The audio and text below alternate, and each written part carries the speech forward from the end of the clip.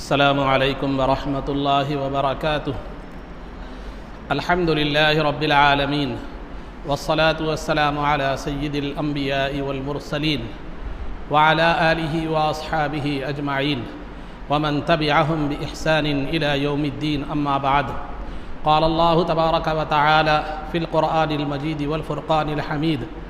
اعوذ باللہ من الشیطان الرجیم، بسم اللہ الرحمن الرحیم۔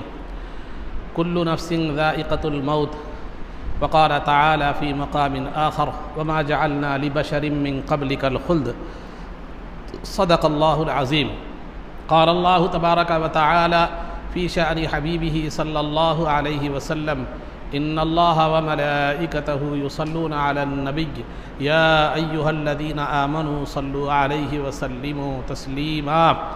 اللهم صل وسلم وزد وبارك على حبيبك سيدنا ونبينا ومولانا محمد وعلى آله وأصحابه أجمعين۔ عزیزان محترم، آج میں نے جو ہے نا عقائد کے حوالے سے یہ عنوان بنایا ہے کہ ہمارے پاس جو نماز جنازہ کے بعد دعا کی جاتی ہے، نماز جنازہ ختم ہونے کے بعد جو دعا کی جاتی ہے اس کی حقیقت کیا ہے۔ عام طور پر اہل سنت والجماعت جو ہے نماز جنازہ کے بعد میت کے لیے دعا کرتے ہیں، دعائے مغفرت کرتے ہیں، لیکن بعض حضرات کا یہ کہنا ہے کہ نماز جنازہ میں خود جو ہے دعا ہے جو تیسری تکبیر کے بعد کہی جاتی ہے: اللہم اغفر لحینا و میتنا و شاہدنا و غائبنا و صغیرنا وغیرہ وغیرہ۔ بچے کے لیے الگ، بچی کے لیے الگ، نابالغ بچے بچیوں کے لیے۔ تو یہ دعا کافی ہے، نماز جنازہ کے بعد دعا کرنا درست نہیں ہے، مکروہ ہے، بدعت ہے وغیرہ وغیرہ، یہ باتیں بھی کہی جاتی ہیں۔ تو آئیے ہم جو ہے نا آج دیکھیں کہ حقیقت میں کیا ہے، کیا وہ بدعت ہے یا مکروہ ہے۔ تو عزیزان محترم، اس میں کسی کو اختلاف نہیں ہے کہ نماز جنازہ میں تیسری تکبیر کے بعد جو ہے میت کے لیے دعائے مغفرت کی جائے گی، اس میں کسی کو اختلاف نہیں ہے۔ لیکن نماز جنازہ ختم ہونے کے بعد دعا کرنے کے بارے میں بعض حضرات کا یہ کہنا ہے کہ وہ مکروہ یعنی ناپسندیدہ ہے، بدعت ہے، فلاں ہے فلاں ہے، یہ خلاف شریعت ہے وغیرہ وغیرہ۔ تو ہم اس کو بھی جو ہے نا تھوڑا دیکھتے چلے کہ کہاں تک صحیح ہے، کیا اس کے اندر حقیقت کیا ہے اس کی۔ عزیزان محترم، مشکات المصابیح ایک کتاب ہے حدیث کی، اور اس میں باب صلاۃ الجنائز ایک باب ہے، عنوان ہے۔ اس کی دوسری فصل میں جو ہے سرکار دو عالم صلی اللہ علیہ وسلم کی اس حدیث کو بیان کیا گیا ہے کہ اذا صلیتم علی المیت فاخلصوا له الدعاء، اذا صلیتم علی المیت فاخلصوا له الدعاء، جب تم میت پر نماز پڑھ چکو تو اس کے لیے کیا کرو؟ اخلاص کے ساتھ دعا کرو، اخلاص کے ساتھ اس کے لیے کیا کرو؟ دعا کرو۔ اب اس حدیث میں ایک لفظ ہے اذا صلیتم، جب تم نماز پڑھ چکو۔ اذا عربی میں اذا کے دو معنی آتے ہیں، عربی میں اذا کے دو معنی آتے ہیں، اس کے معنی وقت کے بھی آتے ہیں۔ اذا ایک ظرف کے لیے آتا ہے، جو نا ظرف کے لیے بھی آتا ہے۔ یہ کچھ میں علمی باتیں بھی بول رہا ہوں، اگر آپ کو سمجھ میں آئے ٹھیک ہے، یا جو بھی اہل علم سنیں گے اس کو سمجھ جائیں گے، لیکن میں ترجمہ فرق بتاؤں گا آپ کو، آپ ترجمہ بھی اس کا ذہن میں رکھیں تو کافی ہے۔ فرق کیا ہوگا تو اذا صلیتم علی المسجد، اذا صلیتم علی المیت، اذا کے معنی وقت کے آتے ہیں، ایک معنی وقت کے آتے ہیں۔ اس وقت ترجمہ اس کا یہ ہوگا جس وقت تم میت پر نماز پڑھو، جس وقت تم میت پر نماز پڑھو تو فاخلصوا له الدعاء، اس کے لیے اخلاص کے ساتھ دعا کرو۔ تو جس وقت بولے تو جب نماز پڑھ رہے ہو، جب میت پر نماز پڑھ رہے ہو یعنی نماز جنازہ پڑھ رہے ہو تو اس وقت کیا کرو؟ دعا کرو میت کے لیے اخلاص کے ساتھ۔ تو اس ترجمے سے یہ اذا ظرف کے لیے آتا ہے، یہ وقت کے معنی دیتا ہے، یہ وقت کو بتاتا ہے۔ تو تم نتیجہ خلاصہ کیا ہے؟ نماز پڑھنے کے وقت میت کے لیے کیا کرو؟ دعا کرو۔ تو اس سے یہ بات واضح طور پر معلوم ہوتی ہے کہ نماز کے دوران، نماز جب میت پر پڑھی جا رہی ہے تو دوران نماز کیا کرنا چاہیے؟ اس کے لیے دعا کرنا چاہیے۔ اس میں کسی کو بھی اختلاف نہیں ہے کہ ہر کوئی جو ہے نا تیسری تکبیر کے بعد کیا کرتے ہیں؟ پہلی تکبیر کے بعد ثنا ہوتا، دوسری تکبیر کے بعد جو ہے نا درود ابراہیم ہوتا، تیسری تکبیر کے بعد عام طور پر دعا ہوتی ہے، میت کے لیے دعا ہوتی ہے، چوتھی تکبیر کے بعد جو ہے نا سلام پھیر دیتے ہیں۔ تو یہ اس میں کسی کو اختلاف نہیں ہے۔ تو اذا کے معنی، اذا جو یہاں عربی میں جو حدیث میں اذا کا لفظ آیا ہے، اس کے معنی اگر وقت کے لے، اگر وہ ظرف اس کو مانے، ظرف اس کو مانے، اس کے معنی وقت کے لیں گے تو ترجمہ کیا ہوگا؟ جس وقت تم میت پر نماز پڑھ رہے ہو اس وقت اس کے لیے کیا کرو؟ دعا کرو۔ یہ ترجمہ اس کا ہے، یعنی دوران نماز، دوران نماز۔ اور ایک یہ جو لفظ اذا ہے یہ شرط کے معنی میں آتا ہے، شرط کے معنی میں آتا ہے، اور جو ہے نا اس کے بعد جو جملہ آتا ہے وہ جزا کہلاتا ہے، اس کے بعد جو جملہ آتا ہے وہ جزا کہلاتا ہے۔ جیسے مثال کے طور پر میں آپ کو بتاتا چلوں، اگر تم محنت کرو گے تو کامیاب ہو جاؤ گے، اگر تم محنت کرو گے تو کامیاب ہو جاؤ گے، اگر تم محنت کرو گے تو یہ شرط ہے، تو کامیاب ہو جاؤ گے یہ جزا ہے۔ اگر تم محنت کرو گے، اذا اجتہدتم نجحتم، اگر تم محنت کرو گے تو تم کیا ہو جاؤ گے؟ کامیاب ہو جاؤ گے۔ تو اگر تم محنت کرو گے تو اس جملے کو شرط کہتے ہیں، یہ کنڈیشن ہے کامیاب ہونے کے لیے، کنڈیشن ہے۔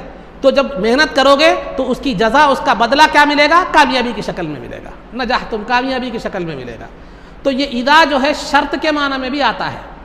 تو شرط کے معنی میں مطلب اگر تم محنت کرو گے تو کامیاب ہو جاؤ گے۔ تو اذا جب شرط کے لیے آتا ہے تو دو جملوں پر داخل ہوتا ہے، دو سینٹنس پر آتا ہے۔ پہلا سینٹنس شرط ہوتا ہے، دوسرا جملہ جو سینٹنس ہے وہ جزا ہوتا ہے، اور یہ دو جملے آپس میں ایک نہیں ہوتے، الگ الگ ہوتے ہیں۔ یہ دو جملے آپس میں ایک نہیں ہوتے، الگ الگ ہوتے ہیں۔ جیسے مثال کے طور پر آپ کو بتاتا چلوں، ابھی میں نے مثال دی، اگر تم محنت کرو گے تو کامیاب ہو جاؤ گے۔ تو محنت ایک الگ چیز ہے، کامیابی الگ چیز ہے۔ اگر تم محنت کرو گے یہ شرط ہے، کامیاب ہو جاؤ گے یہ جزا ہے۔ تو یہ دونوں الگ الگ ہے، محنت ایک الگ چیز ہے، کامیابی ایک دوسرے کے لیے لازم اور ملزوم ضروری ہے، لیکن ہے الگ الگ۔ محنت کامیابی نہیں ہے، کامیابی محنت نہیں ہے، محنت کامیابی نہیں ہے، کامیابی محنت نہیں ہے، بلکہ جو ہے نا محنت کے بعد کامیابی آتی ہے۔ جب محنت مکمل ہو گئی آپ کی تو اس کے بعد کیا ہوتی ہے؟ کامیابی آتی ہے، محنت کے دوران کامیابی نہیں آتی۔ تو یہ جو ہے اذا شرط کے معنی میں بھی آتا ہے، یہ دو جملوں پر آتا ہے۔ پہلے جملے کو شرط کہتے ہیں، دوسرے جملے کو کیا کہتے ہیں؟ جزا کہتے ہیں۔ اور بعد والا جملہ جو ہوتا ہے، دوسرا جو جملہ ہوتا ہے وہ پہلے جملے کے مکمل ہونے کے بعد آتا ہے۔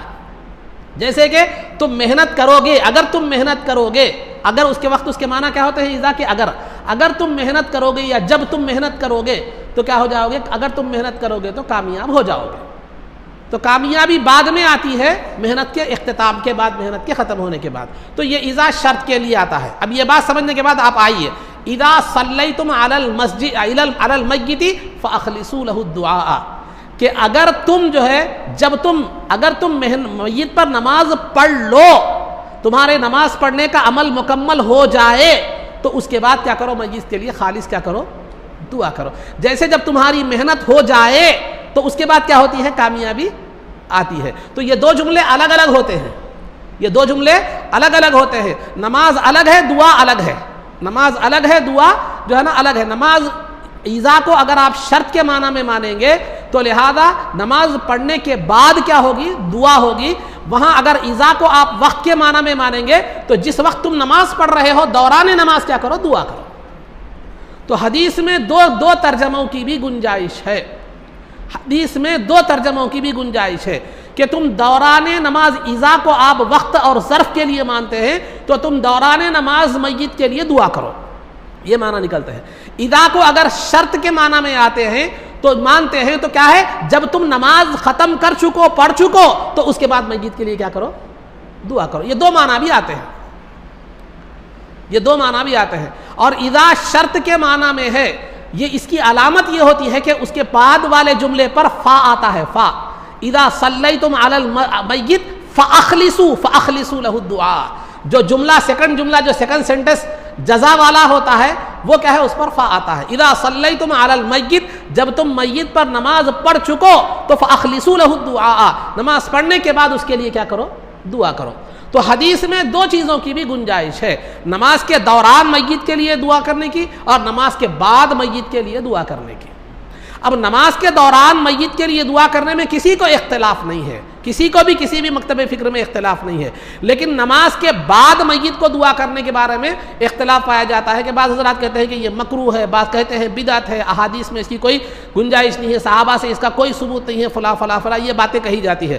تو میں پہلی بات آپ کے سامنے ایک عرض کرتا چلو, شریعت کا اصول فقہ کا ایک قاعدہ ہے, اصول فقہ کا ایک قاعدہ ہے, اذا جاء الاحتمال بطل الاستدلال.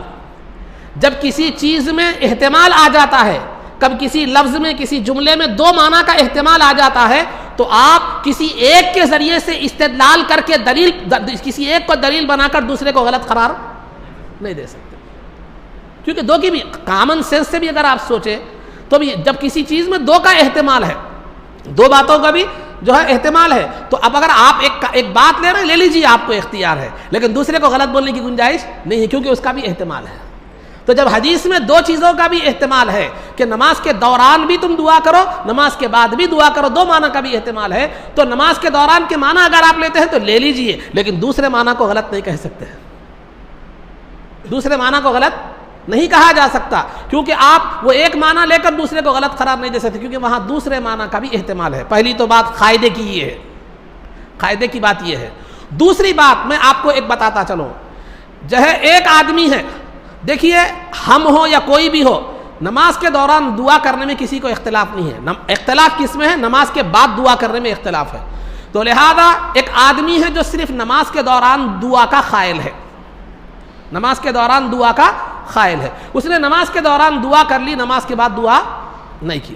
ہم کیا کیے, نماز کے دوران بھی دعا کرے, نماز کے بعد بھی دعا کرے. تو حدیث کے دونوں مفہوموں پر عمل ہو رہا ہے, اور دونوں مفہوم میں سے ایک دوسرے کا مخالف بھی نہیں ہے. نماز کے اندر دعا کرنا یہ بھی ہے, نماز کے بعد دعا کرنا یہ بھی ہے, ان دونوں میں کوئی مخالفت بھی نہیں ہے. چلو اگر دونوں میں کوئی مخالفت ہوتی تو آپ ایک پر عمل کر کے دوسرے کو چھوڑ سکتے تھے. تو ایسا مقام جہاں پر دونوں معنی لینے کی گنجائش ہے, کوئی تضاد, کوئی ٹکراؤ, کوئی مخالفت نہیں ہے, تو میں آپ سے پوچھتا ہوں کہ ایک معنی لینا بہتر ہے, دو معنی لینا بہتر ہے, ایک معنی پر عمل کرنا بہتر ہے, دو معنی پر عمل کرنا بہتر ہے؟ ظاہر سی بات ہے.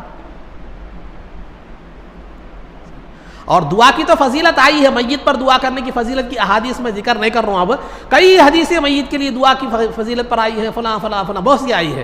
تو بہرحال عزیزان محترم, تو جو لوگ نماز جنازہ کے بعد بھی دعا کرتے ہیں وہ گویا حدیث کے دونوں پہلوؤں پر عمل کرتے ہیں. جو صرف نماز جنازہ کے اندر دعا کرتے ہیں وہ حدیث کے ایک پہلو پر عمل کرتے ہیں, وہ بھی قابل مذمت نہیں ہے, لیکن اس وقت قابل مذمت ہے جب وہ بعد کی دعا کو مکروہ, بدعت یا غلط قرار دیتے ہیں,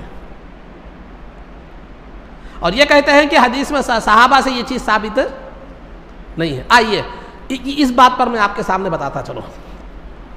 کنز العمال کی حدیث ہے, کنز العمال کی حدیث ہے, عبداللہ بن ابی اوفا رضی اللہ تعالیٰ عنہ صحابی رسول ہیں, جو اصحاب الشجرہ میں سے ہیں. اصحاب الشجرہ کا مطلب سرکار دو عالم صلی اللہ علیہ وسلم نے بیعت لی تھی, ایک صلح حدیبیہ کے موقع پر بیعت لی تھی, جس کو بیعت رضوان کہا جاتا ہے, درخت کے نیچے بیعت لی تھی. اور اس بیعت کے تعلق سے اللہ تعالیٰ نے قرآن میں یہ فرمایا کہ لقد رضی اللہ عن المؤمنین اذ یبایعونک تحت الشجرہ, کہ اللہ ان تمام صحابہ اور مومنین سے راضی ہے جنہوں نے آپ سے جو ہے نا آپ کے ہاتھ پر جان مال ہر چیز قربان کرنے کی درخت کے نیچے بیعت کی تھی. تو وہ صحابہ جن سے راضی ہونے کا اللہ نے اعلان فرمایا ہے, ان صحابہ میں سے یہ صحابی ہیں عبداللہ بن ابی اوفا. عبداللہ بن ابی اوفا, ان کی صاحبزادی کا انتقال ہو گیا, ماتت ابنتہ, ان کی صاحبزادی کا جو ہے نا انتقال ہو گیا. تو اس کے بعد ہوا کیا, الفاظ بتا رہا ہوں حدیث کے. کبر علیہا اربعۃ, انہوں نے اپنی بیٹی کے جو ہے نا جنازے پر 4 تکبیریں کہی, 4 تکبیریں کہیں. 4 تکبیریں کہنے کے بعد کیا ہوتا, نماز ختم ہو جاتی. ثم قام قدر ما بین التکبیرتین یدعو, 4 تکبیریں کہنے کے بعد جو ہے وہ دونوں تکبیروں کے درمیان جتنا وقفہ ہوتا ہے اتنی دیر جو ہے نا دعا کرتے ہوئے کھڑے رہے. وقال اور کہا رأیت رسول اللہ صلی اللہ علیہ وسلم یصنع ہکذا، میں نے رسول پاک صلی اللہ علیہ وسلم کو اس طرح کرتے ہوئے دیکھا ہے. یہ کنز العمال کی حدیث ہے. تو لہذا آپ نے 4 تکبیرات کہنے کے بعد جو ہے نا آپ نے کیا کی، 2 تکبیروں کے درمیان جتنا وقفہ ہوتا ہے اتنی دیر آپ نے اپنی بیٹی کے لیے دعا کی. تو یہ بھی نماز جنازہ کے بعد دعا کرنے کا ثبوت. دوسری بیہقی کی روایت ہے، بیہقی کی روایت ہے ان علی صلی علی المیت بعدما صلی علیہ، کہ علی رضی اللہ تعالیٰ عنہ نے نماز جنازہ کے بعد میت پر دعا کی. دیکھیے صلاۃ کے 2 معنی آتے ہیں. صلاۃ کے لفظی معنی کیا ہے؟ دعا کے آتے ہیں. صلاۃ کے لفظی معنی دعا کے آتے ہیں اور اصطلاح شریعت میں، شریعت کی زبان میں نماز کو صلاۃ کہتے ہیں. الصلاۃ خیر من النوم بولتے ہیں آپ، نماز نیند سے بہتر ہے. تو صلاۃ کے لفظی معنی ہے دعا کے، اور اصطلاح شریعت میں، شریعت کی زبان میں اس کے معنی ہے نماز کے. اب آئیے، ان علی صلی علی المیت بعد ما صلی علیہ، علی رضی اللہ تعالی عنہ نے میت پر صلاۃ پڑھی، ان پر صلاۃ پڑھنے کے بعد، میت پر صلاۃ پڑھنے کے بعد صلاۃ پڑھی. کیا مطلب؟ میت پر دعا پڑھی نماز پڑھنے کے بعد. اس میں تو واضح الفاظ ہیں. میت پر دعا پڑھی نماز پڑھنے کے بعد کے الفاظ، بعدما صلی علیہ، نماز پڑھنے، میت پر نماز پڑھنے کے بعد آپ نے کیا کی؟ میت پر دعا پڑھی. یہ بیہقی کی روایت ہے. اور ایک بہت بڑے جلیل القدر فقیہ ہے شمس الائمہ سرخسی رحمۃ اللہ تعالی علیہ، ان کی ایک کتاب ہے مبسوط، اس میں اس روایت کو ذکر کیا گیا ہے کہ ایک مرتبہ عبداللہ بن عمر رضی اللہ تعالیٰ عنہ جو ہے نا آئے، جنازے میں شرکت کے لیے آئے. تو شرکت جب تک آپ تشریف لائے نماز جنازہ ہو چکی تھی. تو نماز جنازہ ہونے کے بعد کیا کرنا تھا؟ چلے جانا تھا. نہیں، آپ نے کیا فرمایا؟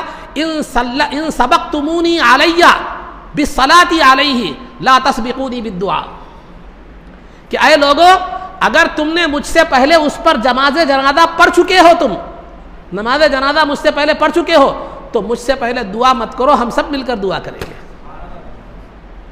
اس سے بھی کیا معلوم ہو رہا؟ نماز جنازہ کے بعد دعا کرنا معلوم ہو رہا. تو بہرحال عزیزان محترم، کہنے کا مطلب یہ ہے کہ نماز جنازہ کے اندر بھی دعا پڑھ سکتے ہیں آپ، نماز جنازہ کے بعد بھی دعا کر سکتے ہیں. اب اس کو بدعت کہنا یا مکروہ کہنا، یہ ایک جو ہے نا قابل غور بات ہے. جیسا کہ میں نے آپ کے سامنے جو ہے نا ایک بات صحابہ کے جو ہے نا اعمال بھی میں نے کیا کی ہے آپ کے سامنے رکھے. تو خلاصہ گفتگو یہ ہے کہ اگر آپ نماز جنازہ کے اندر دعا کے قائل ہیں تو ٹھیک ہے، مبارک ہے آپ کو. مگر نماز جنازہ کے بعد اگر کوئی دعا کر رہا ہے تو اس کو بدعتی یا جو ہے نا خلاف شریعت کہنا، یہ ایک جو ہے نا غیر ذمہ دارانہ بات ہو جائے گی، اور کیا ہو جائے گا اس میں ایک نامناسب بات کیا ہو جائے گی. تو لہٰذا اس سے اجتناب کی ضرورت ہے. اگر آپ کسی چیز پر عمل کر رہے ہیں، 2 احتمالات ہیں حدیث میں، کسی ایک احتمال پر آپ عمل کریں ٹھیک ہے، کوئی بات نہیں، لیکن دوسرے کو غلط نہیں کہہ سکتے، کیونکہ وہ بھی حدیثی کا مفہوم ہے. تو یہ چند باتیں نماز جنازہ کے بعد دعا کرنے کے تعلق سے بتلائی گئی. اور ضمناً جب بات نکلی ہے، ٹھیک ہے، یہ مسئلہ تو میں جو ہے نا آگے بیان کروں گا میں یہ مسائل میں، جنازے کے مسائل میں بات بیان کروں گا. ضمناً بات نکلی ہے تو ایک بات بتاتا چلو، بہت سے لوگوں کو اس بارے میں ڈاؤٹ ہے کہ چوتھی تکبیر کے بعد جو ہے نا سلام پھیر کر ہاتھ چھوڑنا چاہیے یا ہاتھ چھوڑ کر سلام پھیرنا چاہیے. یہ ضمناً ویسے میں مسائل میں بتاؤں گا، لیکن پھر بھی یا بات نکلی ہے تو بتاؤ. چوتھی تکبیر کے بعد جو ہے نا سلام پھیر کر ہاتھ چھوڑنا چاہیے یا ہاتھ چھوڑ کر سلام پھیرنا چاہیے. ایک قاعدہ ہے، یاد رکھیے، جس تکبیر کے بعد کوئی ذکر نہ ہو وہ ہاتھ باندھنا نہیں ہے. جس تکبیر کے بعد کوئی ذکر نہ ہو وہاں ہاتھ باندھنا نہیں ہے. جیسے مثال دیتا ہوں آپ کو، عید کی نماز ہے، عیدین کی نماز ہے. عید کی نماز میں کیا کرتے ہیں؟ پہلی مرتبہ اللہ اکبر بولتے ہیں، آپ اللہ اکبر کہہ کر ہاتھ باندھ لیتے ہیں. دوسری تکبیر پر، تیسری تکبیر پر اللہ اکبر کہہ کر ہاتھ نہیں باندھتے. پھر چوتھی تکبیر پر اللہ اکبر کہہ کر ہاتھ باندھتے ہیں. ایک تکبیر تحریمہ، 3 عید کی تکبیریں ہو گئی. تو پہلی اور چوتھی تکبیر پر کیا کر رہے ہیں آپ؟ ہاتھ باندھ رہے ہیں. دونوں تکبیروں کو بیچ نہیں، دونوں تکبیروں پر آپ ہاتھ نہیں باندھ رہے ہیں. پہلی تکبیر پر ہاتھ اس لیے باندھ رہے ہیں کہ آپ کو اور امام صاحب کو ثنا پڑھنا ہے. چوتھی تکبیر پر آپ اس لیے ہاتھ باندھ رہے ہیں کہ امام صاحب کو جو ہے نا قرآن پڑھنا ہے، ان کی اتباع میں آپ بھی کیا کر رہے ہیں؟ ہاتھ باندھ رہے ہیں. تو یہ قاعدہ ہے، یاد رکھیے کہ جس تکبیر کے بعد اگر ذکر ہے، ثنا ہو یا دعا ہو یا کچھ بھی ہو، تو دعا وغیرہ ہے تو وہاں کیا کرنا ہے؟ ہاتھ باندھنا ہے. نہیں ہے تو ہاتھ باندھنا نہیں ہے. چوتھی تکبیر کے بعد دعا ہے یا نہیں ہے؟ آپ بولیے. نہیں ہے، ہاتھ باندھنے کی ضرورت، ہاتھ باندھنے کی ضرورت نہیں ہے. چوتھی تکبیر ہوتا ہی ہاتھ چھوڑ دیجئے، دونوں طرف کیا کر دیجئے؟ سلام پھیر دیجئے. ضمناً ایک بات آ گئی تھی، میں نے آپ کے سامنے جو ہے یہ رکھ دی. انشاءاللہ پھر کبھی مسائل آئے تو اس کے بعد میں آگے اس وقت بھی ذکر کروں گا. تو یہ نماز جنازہ کے جو ہے نا حوالے سے چند باتیں آپ حضرات کے یہ نماز جنازہ کے بعد دعا کرنا جائز ہے یا نہیں ہے، اس بارے میں کیا ہے معلوم ہے، میں نے چند باتیں بیان کی ہے. ٹھیک ہے، اگر کوئی نہیں مانتے نماز جنازہ کے بعد تو نہ مانے، وہ اپنے اس پر عمل کرے. لیکن کسی کرنے والے کو غلط کہنا یہ ایک قابل غور بات ہے اور قابل پکڑ میں آنے والی کیا ہے معلوم ہے یہ بات ہے. اب آئیے جو ہے نا سیرت کے حوالے سے میں نے جو ہے نا اس سے قبل کے جمعہ میں جویریہ ام المؤمنین جویریہ رضی اللہ تعالی عنہ، جو سرکار دو عالم صلی اللہ علیہ وسلم کی زوجہ مطہرہ اور مومنین کی ماں ہیں، ان کے حوالے سے جو ہے نا جویریہ بنت حارث رضی اللہ تعالی عنہ کے بارے میں نے کچھ باتیں، نکاح سرکار سے ان کا نکاح کیسے ہوا، کیا حالات تھے وغیرہ سب بیان کیا. مختصر سیرت ان کی میں نے بیان کی.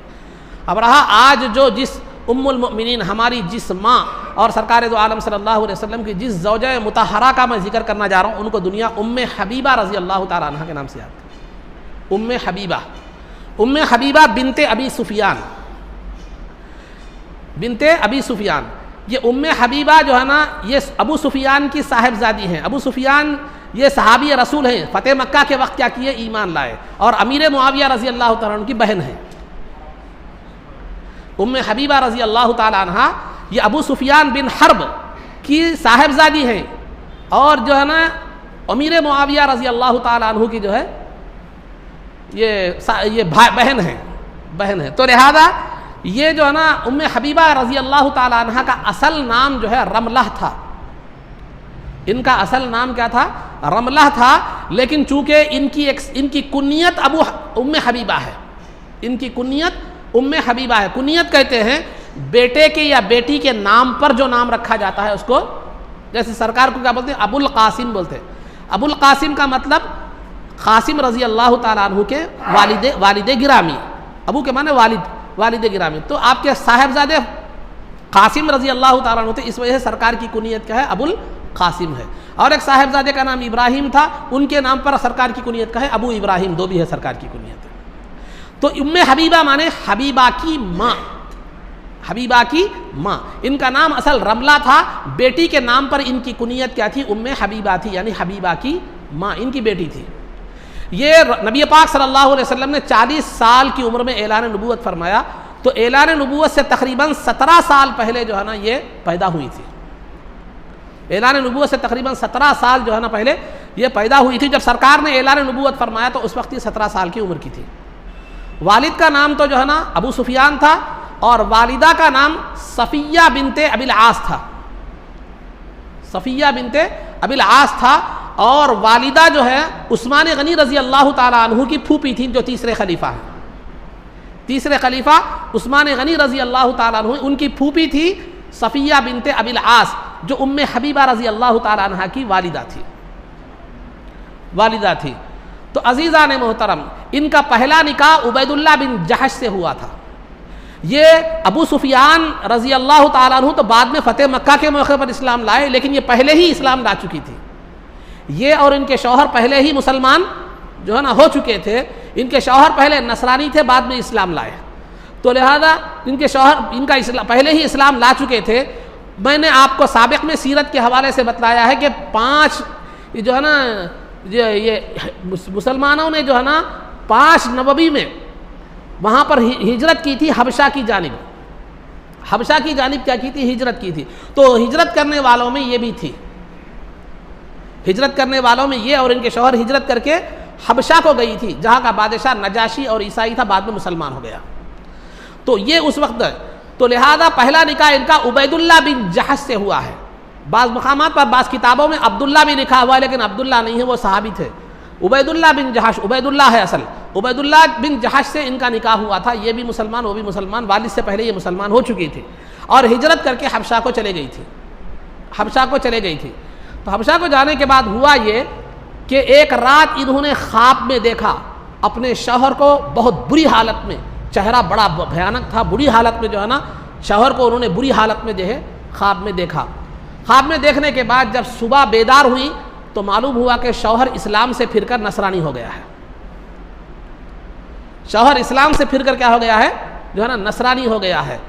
تو آپ کو بڑا صدمہ ہوا، بڑی تکلیف ہوئی. اور شوہر نے کہا کہ میں نصرانی تھا، مسلمان ہو گیا تھا، پھر مجھے نصرانیت اور عیسائیت پسند آ گئی، لہذا میں پھر اسی میں چلا جا رہا ہوں، لہذا تم بھی چلو. لیکن آپ نے اسلام کو نہیں چھوڑا، اسلام کو نہیں چھوڑا، اور جو ہے نا آپ ویسے ہی قائم رہی، اسلام پر قائم رہی. اور شوہر کی نصرانی ہونے کا، ایک تو شوہر کے جدا ہونے کا بھی، پھر نصرانی ہونے کا بھی بہت بڑا جو ہے نا صدمہ آپ کو ہوا. تو بہرحال یہ آپ نے اپنا خواب شوہر کے سامنے سنایا کہ میں نے تجھے بدترین حالت میں، چہرہ مسخ ہو چکا ہے، بدل چکا ہے، ایسی حالت میں نے تجھے دیکھا ہے، بلکہ شوہر کے سامنے اپنا خواب بھی سنایا تاکہ ڈر کر کم از کم کیا ہے پھر اسلام کی طرف کیا ہو جائے، آ جائے. لیکن اس نے جو ہے نا کچھ پرواہ نہیں کی اور شراب و کباب میں رہ کر اسی حالت میں انتقال ہو گیا، جس کا نام عبید اللہ بن جحش تھا. شوہر کی عدت، وفات کی عدت گزار رہی تھی. دوران عدت خواب میں دیکھا آپ نے کہ کسی نے یا ام المؤمنین کہہ کر پکارا، یا ام المؤمنین، اے مومنوں کی ماں کہہ کر پکارا. خواب میں ابھی سرکار سے نکاح نہیں ہوا تھا، ابھی اپنے پہلے شوہر کی عدت گزار رہی تھی، عدت وفات. تو یا ام المؤمنین کہہ کر جو ہے نا کسی نے آواز دی تو اٹھ کر پریشان ہو گئی، اٹھ کر پریشان ہو گئی. پھر اس کے بعد عدت گزری ہی نہیں تھی کہ سرکار دو عالم صلی اللہ علیہ وسلم کا پیغام نکاح آپ کے پاس آیا. پہلے ہی آپ ام المؤمنین بننے کی خوشخبری آپ کو دی گئی تھی. وہ پیغام اس طرح آیا کہ شوہر کے جو ہے نا اسلام سے پھر جانے کی وجہ سے سرکار دو عالم صلی اللہ علیہ وسلم کو بہت زیادہ صدمہ ہوا ان کے شوہر کے پھر جانے کی وجہ سے. تو تسلی کے لیے، چونکہ آپ حبشہ میں تھی، وہاں کا بادشاہ نجاشی تھا، تو آپ تسلی کے لیے آپ نے چاہا کہ ان سے اپنا نکاح کرے، ان سے اپنا نکاح کرے. تو آپ نے نجاشی جو بادشاہ تھا اس کو وکیل بنایا، ذمہ دار بنایا نکاح کا، کہ تو میری طرف سے وکیل بن کر کیا کر، معلوم ہے، نکاح کر. ام حبیبہ سے میرا نکاح کرا. جیسا ہمارے پاس لوگ باہر رہتے ہیں تو یہاں کسی کو وکیل بنا کر کیا کرتے ہیں، نکاح انجام دیتے ہیں. وہ صورت سمجھیے آپ، کیونکہ سرکار تو مدینے میں تھے اور جو ہے نا 7 ہجری میں سرکار کا نکاح ہوا، مدینے میں تھے، اور جو ہے نا وہ تھی حبشہ میں تھی. تو آپ نے وہ بادشاہ جو تھا، نجاشی جو بادشاہ، اس کو وکیل بنایا کہ تو میری طرف سے وکیل ذمہ دار بن کر کیا کر، جو ہے نا ام حبیبہ کے پاس پیغام نکاح بھیج. اگر وہ منظور کرتی ہیں، خوشی سے منظور کرتی ہے، تو پھر ان سے میرا نکاح کرا دے، تو وکیل اور ذمہ دار بن کر میری طرف سے ایجاب و قبول کا کام انجام دے. تو جو ہے نا وہ نجاشی جو بادشاہ تھا وہ اپنی ایک باندی کو بھیجا، ابرہ جس کا نام تھا، وہ باندی کو بھیجا کس کے پاس، جو ہے نا ام حبیبہ رضی اللہ تعالی عنہ کے پاس بھیجا. بھیج کر کہا کہ سرکار کا ایسا جو ہے والا نامہ آیا ہے، سرکار کا مبارک خط آیا ہے، وہ آپ سے اگر آپ منظور ہے تو نکاح کرنا چاہتے ہیں. تو جو ہی وہ باندی جا کے پورا پیغام سنا دی ام حبیبہ رضی اللہ تعالی عنہ کو، اور آپ بہت زیادہ خوش ہوئی. ہاتھ میں کنگن تھے، پیروں میں پازیب تھے، اور جو زیور تھے، چھلے تھے ہاتھ میں پورے سونے کے، سب نے نکال کر باندی کو دے دیا آپ نے خوشی میں، کیونکہ ام المؤمنین کا جو ہے نا کا شرف آپ کو ملنے والا تھا، دے دی آپ نے. اس کے بعد اس بادشاہ نے، جو نجاشی تھا، اس نے آپ کو کہلوا بھیجا کہ آپ اپنے نکاح کے لیے کسی کو ذمہ دار بناتی ہیں تو جو ہے نا بنائیے، کسی کو ذمہ دار بناتی ہے تو بنائیے. تو انہوں نے خالد بن سعید بن العاص کو جو ہے نا اپنا وکیل بنایا، ذمہ دار بنایا، اپنے نکاح کو انجام دینے کے لیے کیا کیا، ان کو بنایا. تو بہرحال ایک وقت مقررہ پر آئے، وہ بھی وکیل آئے، ان کے بھی ام حبیبہ کے بھی وکیل آئے، اور سرکار کا وکیل تو خود بادشاہ تھا. ایک محفل بادشاہ کے دربار میں خود اس وقت جعفر رضی اللہ تعالیٰ عنہ وہاں پر موجود تھے، تو سب کے مسلمان موجود تھے. ان کے موجودگی میں کیا ہوا، نکاح ہوا، اور خود بادشاہ نے خطبہ نکاح پڑھا، اور بادشاہ نے سرکار کی طرف سے 400 دینار بطور مہر کے دیا. 400 دینار بطور مہر. دینار ایک سونے کا سکہ ہوتا ہے. وہ 400 دینار کی رقم اگر آج کے حساب سے اگر دیکھیں آپ 10 گرام کے تولے کے حساب سے تو تقریباً 122 تولے سونا ہوتا ہے. 10 گرام کا تولا آج جو نیا تول ہے 10 گرام تو 122 تولے تقریباً 121 تولے پر کچھ 10 ملی گرام ہوتا ہے. 121 تولے 21.5 تولے 121 تولے پر پھر 10 ملی گرام. اب ایک موٹا حساب اگر آپ رکھیں گے تو 122 جو ہے نا تولے کا وہ 400 دینار تھے. تو بادشاہ نے جو ہے نا ان کا جو وکیل تھے ان کے جو وکیل خالد بن سعید رضی اللہ تعالیٰ عنہ ان کے حوالے کر دیا کہ یہ لیجیے ام حبیبہ رضی اللہ تعالیٰ عنہ کا مہر.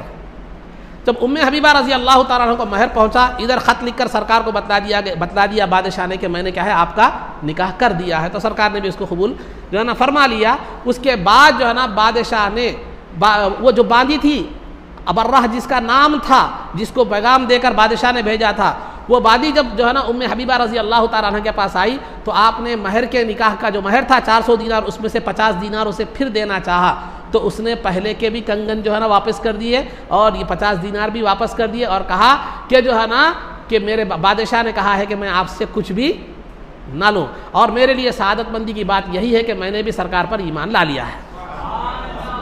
میں نے بھی سرکار پر کیا کیا ہے ایمان جو ہے نا لا لیا ہے. اس نے وہ پہلے کے کنگن زیورات بھی واپس کر دیا اور 50 دینار لینے سے بھی کیا کر دی انکار کر دی. تو بادشاہ نے شرحبیل بن حسنہ رضی اللہ تعالیٰ عنہ شرحبیل بن حسنہ رضی اللہ تعالیٰ عنہ کے ساتھ ام حبیبہ رضی اللہ تعالیٰ عنہ کو سمندری جہاز سے جو خیبر کی طرف سے آ رہا تھا وہاں پر اس کے ذریعے سے آپ نے ان کو بھیجا. لیکن وہ باندی کی جو ہے نا حرارت ایمانی دیکھیے. جب تک ام حبیبہ رضی اللہ تعالیٰ عنہ سفر کو جا رہی تھی بار بار آ کر کہتی تھی کہ سرکار سے میرا سلام کہنا اور یہ کہنا کہ میں ایمان لا چکی ہوں. بار بار کہتی تھی اور یہ کہتی تھی کہ بھول مت جانا میری اس بات کو, سرکار کو سلام پہنچانا بھول مت جانا. جب تک ام حبیبہ نکلتی تھی جب تک کئی مرتبہ وہ آ کر اس نے جو ہے نا یہ بات سلام پہنچانے کا یاد دلائی. ام حبیبہ رضی اللہ تعالیٰ عنہ جب تشریف لائی مدینہ منورہ کو تو سرکار دو عالم صلی اللہ علیہ وسلم کے سامنے تمام حالات سنائی اور سنانے کے بعد اس خاتون کا سلام بھی سنایا. تو سرکار نے وعلیک وعلیہ السلام کہ وعلیک وعلیہ السلام تم پر بھی سلامتی ہو اس پر بھی سلامتی ہو. سرکار نے یہ جواب دیا. تو یہ جو نکاح ہوا اس وقت جو ہے نا ام حبیبہ رضی اللہ تعالیٰ عنہ کی عمر جو ہے 37 سال کی تھی. 37 سال کی تھی اور 7 ہجری میں آپ کا نکاح ہوا. ہجرت کے 7ویں سال آپ کا جو ہے نا نکاح ہوا اور اس کے بعد جو ہے نا سرکار دو عالم صلی اللہ علیہ وسلم کی زوجیت میں تھی. آپ کی خصوصیت یہ تھی کہ ایک بڑی عالمہ فاضلہ بھی تھی اور بڑی خوبصورت بھی تھی. آپ کے والد ابو سفیان جو ہے نا یہ کہتے تھے کہ میری بیٹی عرب کی سب میں خوبصورت بیٹی میری ہے, سب سے حسین و جمیل بیٹی میری ہے. اور سرکار دو عالم صلی اللہ علیہ وسلم سے عقیدت کا محبت کا یہ عالم تھا کہ سرکار سے نسبت رکھنے والی ہر چیز کا احترام کرتی تھی. سرکار کا تو احترام تھا ہی تھا, سرکار سے جو نسبت رکھتی تھی وہ چیز سے بھی احترام کرتی تھی. شادی کے بعد والد ابھی ایمان نہیں لائے تھے, یہ 7 ہجری تھا, 8 ہجری فتح مکہ میں ایمان لائے, تو لہذا والد ابھی ایمان نہیں لائے تھے. تو والد ابو سفیان جو ابھی ایمان نہیں لائے تھے بیٹی سے ملنے آئے تو آ کر سرکار کے بستر پر بیٹھ گئے والد. تو یہ کہہ کر اٹھا دیا کہ ابا جان آپ اٹھ جائیے, یہ میرے سرکار کا بستر ہے, پاکیزہ بستر ہے, آپ شرک کی وجہ سے ناپاک ہے, اس پر بیٹھنے کے قابل نہیں ہیں. آپ شرک کی وجہ سے ناپاک ہے, اس پر بیٹھنے کے آپ قابل نہیں ہیں. تو بستر رسول سے اٹھا دیا. تو یہ احترام تھا رسول پاک صلی اللہ علیہ وسلم کی ہر نسبت رکھنے والی چیز سے. اور بہت بڑی عالمہ فاضلہ تھی. 65 احادیث آپ سے مروی ہیں, سرکار سے 65 احادیث آپ نے جو ہے نا مروی ہیں. کئی صحابہ آپ کے شاگرد تھے اور 55 احادیث تو بخاری اور مسلم میں ہیں آپ کی.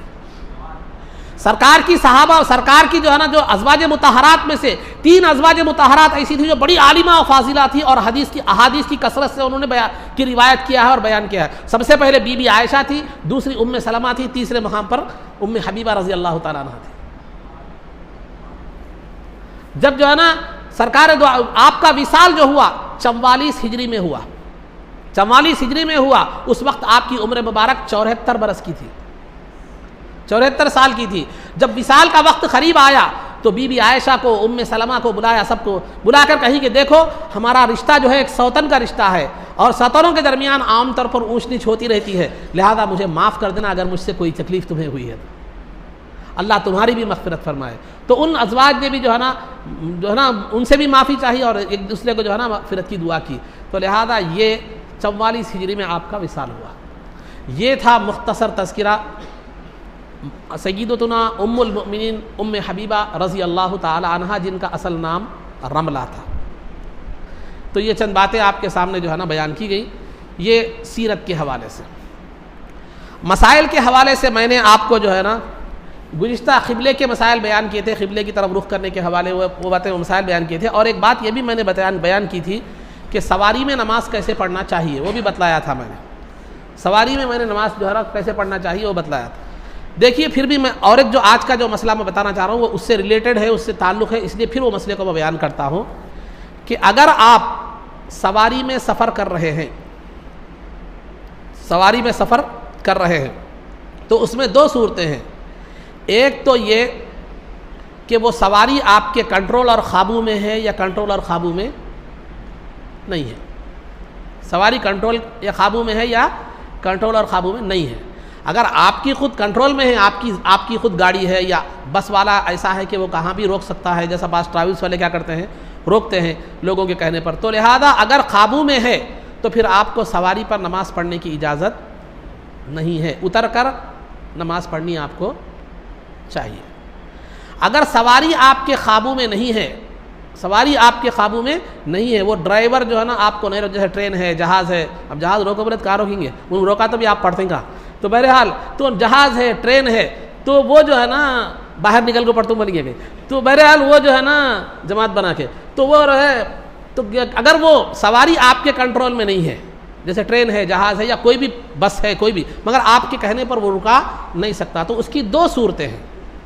ایک صورت تو یہ ہے کہ اگر آپ اپنی منزل تک پہنچنے تک یا کسی اسٹاپ پر وہ ٹھہرتا ہے، جیسے کہ ہمارے پاس ٹریول آ کر منصور ہوٹل کریں وہاں ٹھہر جاتے ہیں بعض وقت کھانے کے لیے، وہ کسی اسٹاپ پر اتنی دیر ٹھہرتا ہے کہ یا نماز پڑھ سکتے ہیں آپ، یا اپنی منزل تک نماز کا وقت رہنے تک پہنچ سکتے ہیں، تو پھر آپ کو وہاں پہنچ کر نماز پڑھنا ہے، وہاں پہنچ کر کیا کرنا ہے جو ہے نا نماز پڑھنا ہے۔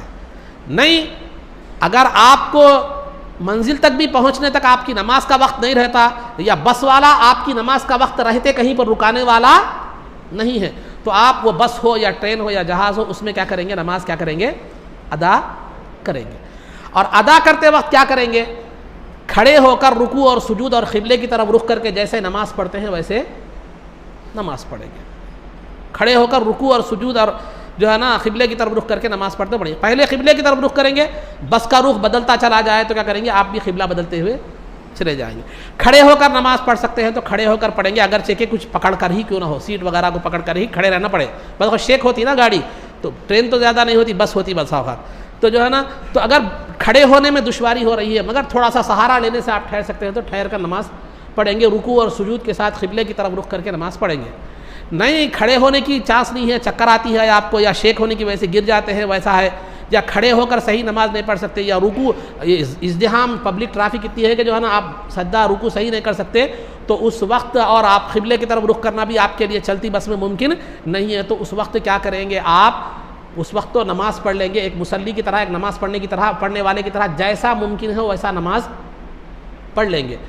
جب آپ اپنے مقام پر پہنچ جائے یا بس کہیں پر ٹھہر جائے تو وقت ہو تو ادا کی نیت سے نماز پڑھیں گے، وقت گزر گیا تو اس کی قضا کر لیں گے، وقت گزر گیا تو کیا کریں گے، آپ اس کی قضا کریں گے۔ کب؟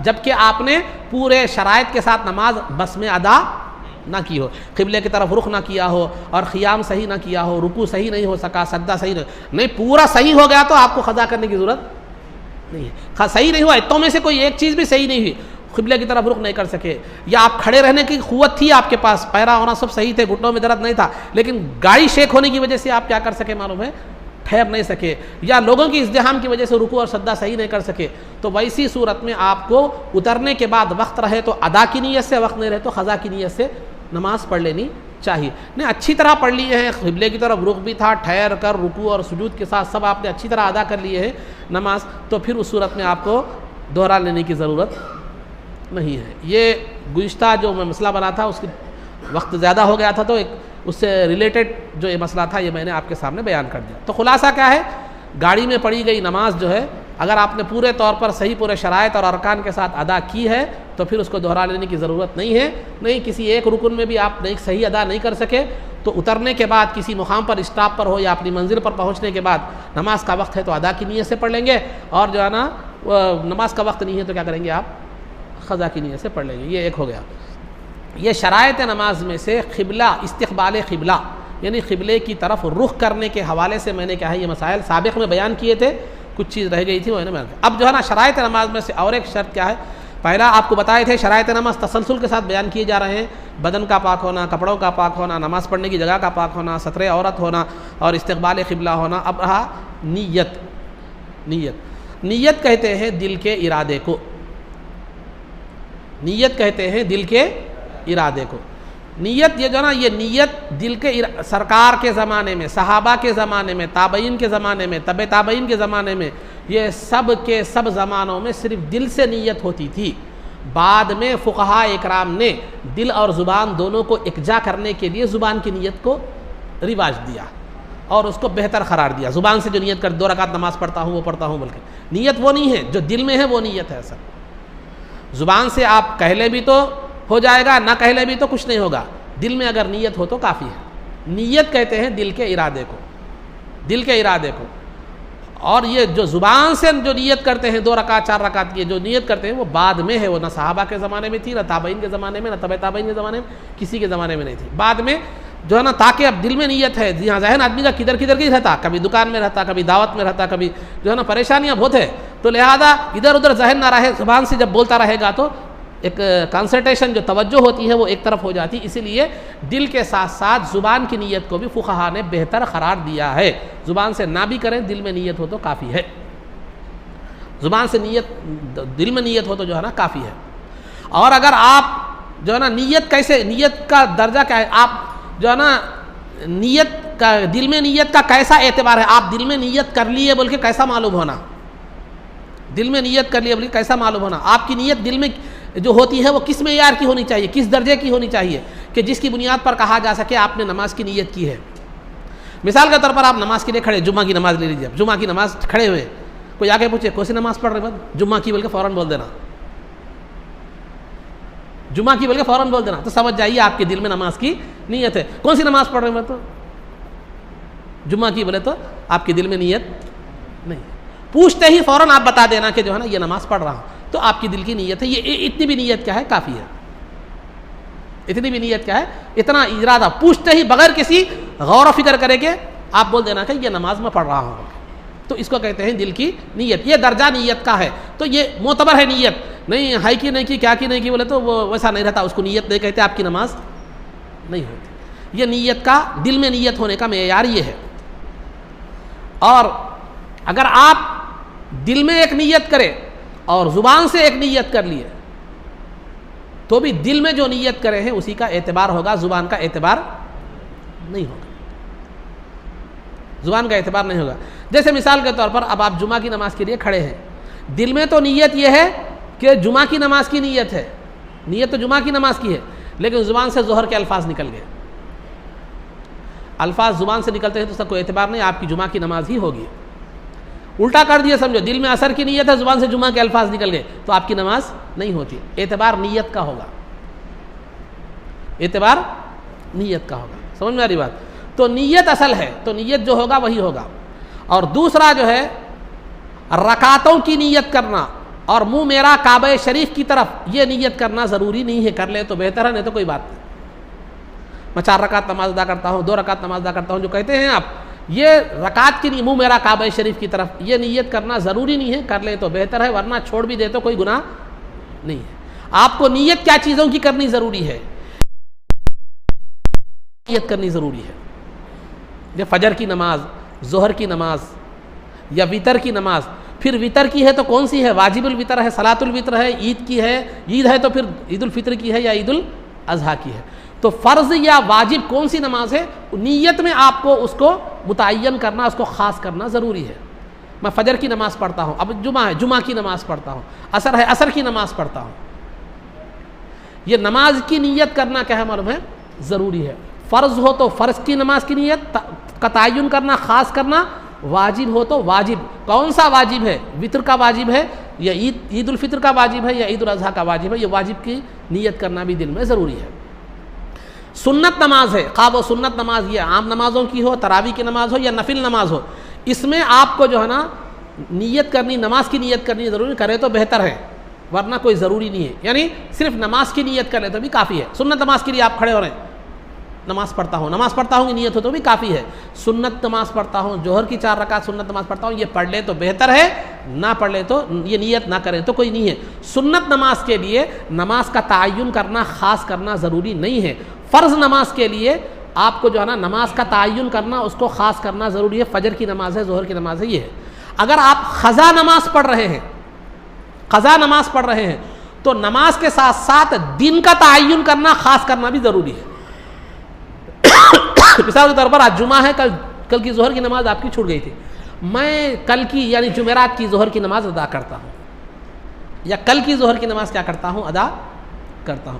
تو نیت اگر آپ فرض نماز پڑھ رہے ہیں، اگر آج کی فرض نماز پڑھ رہے تو نماز کو خاص کرنا ضروری ہے، نہیں گزری ہوئی قضا کر رہے ہیں تو نماز کے ساتھ ساتھ دن کا تعین کرنا بھی، دن کو بھی خاص کرنا ضروری ہے کہ فلاں دن کی فجر کی نماز پڑھتا ہوں، فلاں دن کی ظہر کی نماز کیا کرتا ہوں؟ پڑھتا ہوں۔ تو نیت میں کیا چیزیں ضروری ہے آپ کو یاد رکھنے کی؟ ایک تو فرض ہو تو فرض کا تعین، واجب ہو تو واجب کا تعین، قضا ہو تو نماز کے ساتھ ساتھ دن کا تعین، اور چوتھی چیز مقتدیوں کے لیے جو ہے وہ اقتدا کی نیت کرنا۔ اقتدا کی یعنی میں نماز ظہر ادا کرتا ہوں تابع اس امام کی اتباع میں۔ یہ دل میں نیت ہو تو بھی کافی ہے، زبان سے بولے تو بہتر ہے، نہیں تو نہیں۔ تو دل میں کیا کرنا، آپ جیسے فرض نماز کو متعین کر رہے تھے اور کیا کر رہے تھے؟ واجب کو متعین کر رہے تھے، اور تو اسی طرح آپ امام کی اقتدا کی بھی دل میں نیت یعنی ارادہ کرنا ضروری ہے کہ میں اس امام کی اتباع میں کیا کرتا ہوں؟ نماز ادا کرتا ہوں۔ جمعہ کی نماز، عیدین کی نماز، ان نمازوں میں امام کی اقتدا کی نیت کر لیں تو ٹھیک ہے، نہیں بھی کرے، بھول گئے بھی تو نماز ہو جاتی، کیونکہ یہ نمازیں جماعت کے ساتھ ہی ہوتی ہیں، اس کے بغیر نہیں ہوتی۔ دیگر نمازیں جماعت کے ساتھ بھی ہو سکتی ہیں، تنہا بھی ہو سکتی ہے، اسی لیے وہاں کوئی ایک چیز کو ڈکلیئر کرنا ضروری ہے نیت کے ذریعے سے دیگر نمازوں میں۔ لیکن جمعہ اور عید کی نماز میں اگر آپ اقتدا کی نیت نہ بھی کریں، تابع اس امام کی نیت کر لیں تو بہتر ہے، بھول گئے تو بھی کچھ ہونے والا نہیں ہے۔ لیکن دیگر نمازوں میں اگر آپ اقتدا کی نیت نہیں کرتے تو پھر آپ کی نماز ہونے والی نہیں ہے۔ اب نیت کا جو ہے وقت کب ہے؟ فرض کے لیے فرض کو خاص کرنا ضروری ہے، واجب کے لیے واجب کو خاص کرنا ضروری ہے، سنت اور نفل کے لیے سنت اور نفل کو خاص کرنا ضروری نہیں ہے، کر لے تو بہتر ہے، نہ بھی کر لیں، صرف نماز کی نیت سے پڑھ لے تو بھی نماز کیا ہو جائے گی؟ ہو جائے گی۔ اور نیت کا وقت کب ہے؟ نیت کا وقت جو ہے نا تکبیر تحریمہ کہتے وقت ہے، یعنی جس وقت آپ اللہ اکبر کہہ رہے ہیں، آپ کے دل میں نیت ہو رہا میں نماز جمعہ ادا کر رہا ہوں تابع اس امام کے، یہ نیت آپ کے دل میں کم از کم ہونا اللہ اکبر کہتے ہوئے۔ اگر آپ تکبیر تحریمہ کہنے سے پہلے بھی نیت کر لیے تو یہ بھی جائز ہے، لیکن نیت کرنے اور تکبیر تحریمہ کے درمیان آپ کوئی ایسا کام نہیں کرنا جس سے نماز ٹوٹ جاتی ہو۔ جیسے مثال کے طور پر نیت کرے میں جو ہے نا نماز جمعہ ادا کرتا ہوں تابع اس امام کے، بلکہ پہلے تکبیر تحریمہ سے پہلے نیت کر لیں، کرنے کے بعد کیا بولے وہ سب سیدھی کر لو جی، تم آگے آؤ، تم پیچھے جاؤ، بلکہ اللہ اکبر نہیں بول سکتے آپ، پھر نیت کرنا پڑے گا آپ کو۔ اگر آپ تکبیر تحریمہ سے پہلے اگر آپ جو ہے نا نیت کرے ہیں تو آپ کی نیت اور تکبیر تحریمہ کے درمیان کوئی دوسرا کام نہیں ہونا جس سے نماز کیا ہوتی ہو؟ فاسد ہو جاتی ہو۔ تو ایسی صورت میں آپ تکبیر تحریمہ سے پہلے بھی نیت کر سکتے ہیں، لیکن تکبیر تحریمہ سے پہلے آپ نے نیت کی تھی، پھر کوئی نماز کو توڑنے والا عمل کیا، قبلے سے پھر گئے، بات کرے یا زیادہ حرکت کرے جو ہے نا، تو اس صورت میں آپ کو کیا کرنا چاہیے؟ پھر تکبیر تحریمہ کہتے وقت نیت کر لینی چاہیے۔ اب ایک دھن میں آ گئے تھے، کاروبار کے دھن میں، کیا دھن میں، وہ سب آ گئے تھے، آ کر تکبیر تحریمہ کہنے کے بعد یاد آیا کہ نیت کرنا ہے، تو اس کا کوئی اعتبار نہیں ہے۔ تکبیر تحریمہ کے بعد نیت کی گنجائش نہیں ہوتی، تکبیر تحریمہ کے بعد نیت کا کوئی اعتبار نہیں ہے۔ نیت یا تو تکبیر تحریمہ کہتے وقت کہنا چاہیے یا تو تکبیر تحریمہ سے پہلے کہنا چاہیے۔ تکبیر تحریمہ کہنے کے بعد اگر آپ نیت کر لیے تو کوئی اعتبار اس کا نہیں ہے، اس کا کوئی اعتبار نہیں ہے۔ تو لہذا یہ جو ہے نا نیت کے حوالے سے جو ہے چند باتیں آپ حضرات کے سامنے کیا کی ہے، میں نے جو ہے نا عرض کی ہیں۔ اور امام جو ہے امام اب تو آپ تو مقتدی ہیں، اقتدا کی نیت کرنا ضروری ہے، اگر کوئی امام رہے تو امام کو بھی کیا مقتدیوں کی نیت کرنا، امامت کی نیت کرنا ضروری ہے کیا؟ نماز جمعہ ادا کرتا ہوں یا نماز ظہر نماز عصر ادا کرتا ہوں ان مقتدیوں کی امامت میں، یہ امام کی نیت ہے۔ اگر امام امامت کی نیت کرے تو اسے جماعت کا ثواب ملے گا، جماعت سے نماز پڑھنے کا ثواب ملے گا۔ اگر امامت کی نیت نہیں کرے تو نماز تو ہو جائے گی لیکن جماعت کے ثواب سے محروم رہے گا۔ مقتدی اگر اقتداء کی نیت نہ کرے تو نماز نہیں ہوتی۔ اگر امام امامت کی نیت نہ کرے، یعنی اے اللہ میں نماز ظہر ادا کرتا ہوں ان مقتدیوں کی امامت میں، اگر یہ نیت کرتا ہے تو سب کے ساتھ نماز پڑھنے کا ثواب جماعت کا ملے گا۔ نہیں خالی نماز ظہر ادا کرتا ہوں بلکہ ٹھہر گیا تو پھر اس صورت میں جو ہے نا کیا ہوگا، نماز تو ہو جائے گی، فرضیت تو ساقط ہو جائے گی لیکن جماعت کے ساتھ نماز پڑھنے کا ثواب نہیں ملے گا کیونکہ اس نے جماعت کی نیت نہیں کی۔ یہ چند باتیں جو ہے نیت کے حوالے سے آپ حضرات کے سامنے رکھی گئی مختصر طور پر۔ ویسے مسائل اس کے اندر بڑی تفصیلی ہے لیکن یہ ضروری باتیں میں سمجھتا ہوں آپ کے لیے جو ہے نا کافی ہو جائیں گی، اور اس سے اگر کوئی دوسرا مسئلہ پیش آئے تو علماء سے آپ رجوع ہو سکتے ہیں۔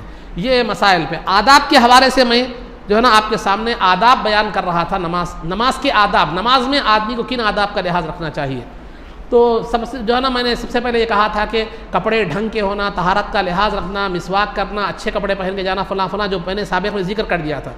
اب رہا نماز جب آپ پڑھ رہے ہیں تو نماز میں ارکان ٹھہر کر اچھی طرح ادا کرنا ہے، یہ نماز کے آداب بھی ہے اور واجب بھی ہے نماز میں، تعجیل ارکان اس کو کہتے ہیں، آگے آئیں گا وہ مسئلہ۔ تو نماز کے آداب میں سے ایک ادب یہ بھی ہے کہ آپ ارکان کو ٹھہر کر ادا کریں، سجدہ اچھی طرح کریں، سجدے کے بعد جو جلسہ ہوتا ہے اس کو اچھی طرح کریں، رکوع اچھی طرح کریں، رکوع کے بعد جو قومہ ہوتا ہے اس کو اچھی طرح اطمینان سے کیا کریں، معلوم ہے ادا کریں، ٹھہر کر ادا کریں، جلدی ادا جو ہے نا نہ کریں، کیونکہ رسول پاک صلی اللہ علیہ وسلم نے فرمایا کہ سب میں بدترین چوری نماز کی چوری ہے، سب سے بدترین چوری نماز کی چوری ہے۔ تو صحابہ نے عرض کیا کہ یا رسول اللہ کوئی نماز میں بھی چوری کرتا ہے؟ نماز میں بھی چوری کرتا ہے؟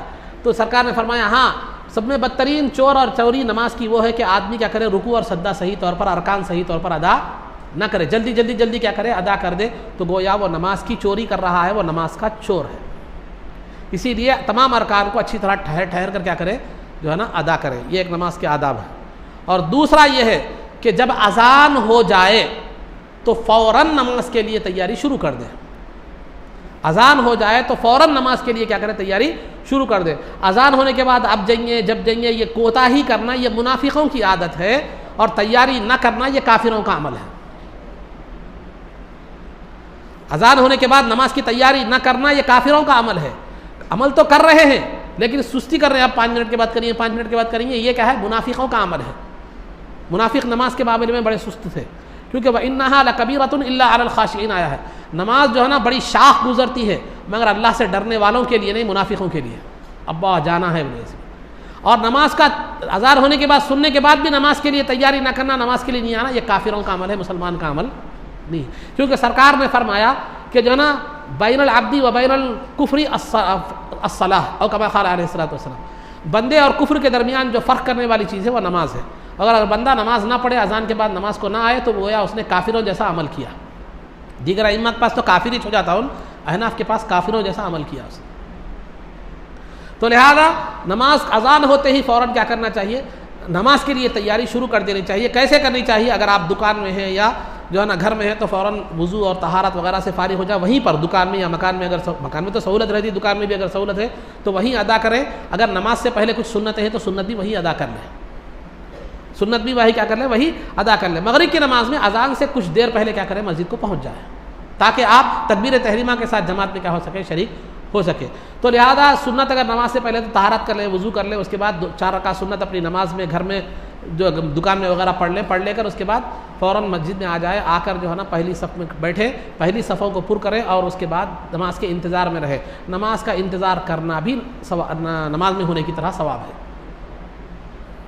نہیں آپ کی دکان میں وہ سہولت نہیں ہے تو نماز ہوتے ہی فوراً آ جائے، مسجد میں وضو طہارت سے فارغ ہو جائیں، سنت پڑھ لے اور فرض کے جو ہے نا انتظار میں رہے۔ یہ تو نماز اذان کے ساتھ ہی نماز کی تیاری شروع کر دینا چاہیے۔ سستی اور کاہلی منافقوں کی علامت ہے، تیاری نہ کرنا یہ کافروں کا عمل ہے۔ اور تیسرا، نماز جب پڑھ رہے ہیں تو خشوع و خضوع کے ساتھ ہونا چاہیے۔ خشوع و خضوع کا مطلب دل میں بھی اللہ رب العزت کا خوف ہو، توجہ پوری دل میں جو ہے اللہ کی طرف ہو، اور اعضاء میں بھی کوئی حرکت نہ ہو، خاموشی ہو، داڑھی کھجا لے رہے ہیں، گنڈیاں کر لے رہے ہیں، وہ کر لے رہے ہیں، یہ کر لے رہے ہیں۔ بہت سے لوگوں کو جو ہے نا میں نے دیکھا ہے پوری بازو والے کی بھی نماز خراب کر دیتے ہیں، جو ہے نا یہ کھجا لیے، وہ کھجا لیے، داڑھی کھجا لیے، سر کھجا لیے، وہ کھجا لیے، وہ بتانا کیا چاہتے ہیں واللہ عالم۔ میں نے بہت سے لوگوں کو دیکھا بھی، بعض بچوں کو میں نے، نوجوان نسل میں بھی ایک الگ بیماری پھیل گئی ہے، نماز میں بیٹھے بیٹھے یوں یوں حرکت کرتا رہا، یہ کرتے رہتا، وہ کرتے رہتا، تو اگر زیادہ عمل ہو گیا تو نماز فاسد ہو جاتی ہے۔ تو نماز میں دل بھی مطمئن ہونا، خاموش رہنا، اللہ کی طرف متوجہ ہونا۔ بندہ جب تک اللہ قلبی طور پر اللہ کی طرف متوجہ رہتا ہے، اس وقت تک جو ہے نا اللہ رب العزت بھی اپنی نظر کرم کے ساتھ اس کی طرف متوجہ رہتا ہے۔ جب بندے کی توجہ اللہ سے ہٹ جاتی ہے تو اس کی نظر عنایت بھی بندے کی طرف سے ہٹ جاتی ہے۔